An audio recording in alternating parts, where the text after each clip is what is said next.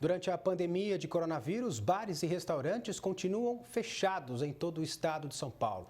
Em Ribeirão Preto, proprietários se preocupam com o futuro dos estabelecimentos que já tiveram prejuízos e ainda correm risco de encerrar as atividades. O novo decreto do prefeito Duarte Nogueira trouxe uma flexibilização nas atividades da cidade. Os bares e restaurantes ficaram para dia 8 de junho.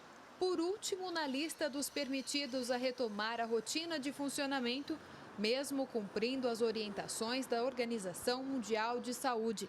A notícia veio a impactar ainda mais os donos de estabelecimentos, que já vêm sofrendo as consequências desde março. Como uma decretação de falência ou uma recomendação da quebradeira dos restaurantes e bares da cidade. E o prefeito já avisou que mesmo dia 8 de junho, eventualmente vai ser revisto se aumentarem as contaminações. Então, para nós hoje é um recado de que, olha, fiquem atentos porque a atividade de vocês está num risco muito grande. Segundo a Associação de Bares e Restaurantes, de 30% a 40% do setor pode sim fechar as portas depois desse período.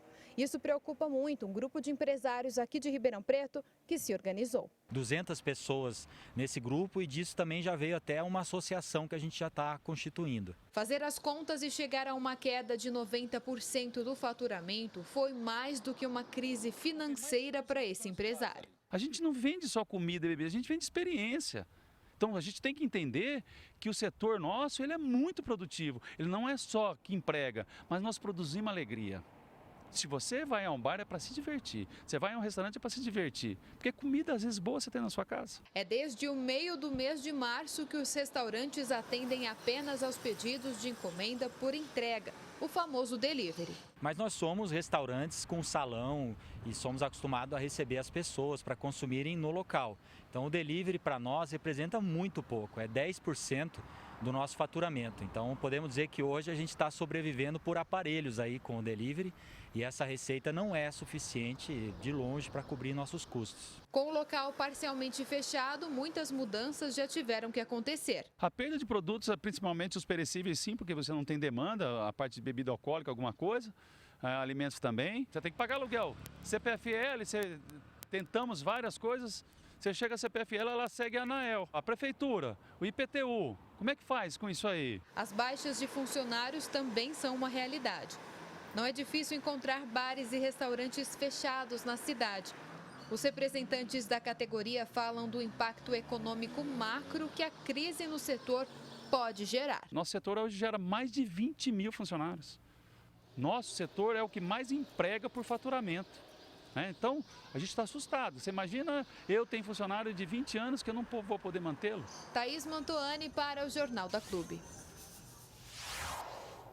Agora ao vivo, Thaisa Pinheiro traz mais informações. Thaisa. Rafael, infelizmente a gente viu aí que muitos estabelecimentos tiveram perda significativa, né? A gente vai continuar falando sobre esse assunto agora com Carlos Henrique Piazza, que é consultor financeiro. Piazza, a cidade deve se preocupar com o desemprego provocado pela possível falência de 40% do setor de bares e restaurantes, como prevê a associação? Tem que ter um contexto tudo isso, tá certo? Em época de crise, a área que manda na empresa é a área financeira. E a ação mais importante é a união entre o dono do estabelecimento e seus colaboradores. Todos vão sentir, dependendo do segmento, como nós estamos falando, bares e restaurantes, sentem ainda muito mais. Então é importante estar preparado para essa condição.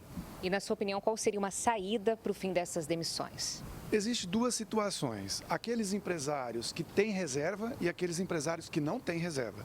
Os que não têm reserva, imediatamente têm que procurar os seus credores, sejam fornecedores, sejam bancos e demais, e fazer um pacto para saber como que vão ficar as dívidas deles no futuro, porque provavelmente as dívidas com o governo já foram prorrogadas. Então é importante fazer esse tipo de ação urgente.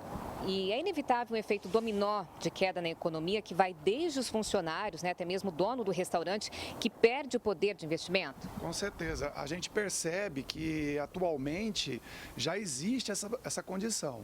O investimento em bares e restaurantes tendeu a zero.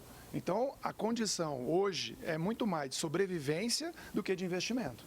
E de que forma esses empresários podem negociar os tributos e contas como aluguel, energia elétrica e água nesse período?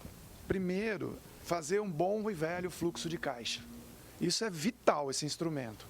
Para isso, você tem que entender como empresário, saber exatamente qual é a sua posição financeira.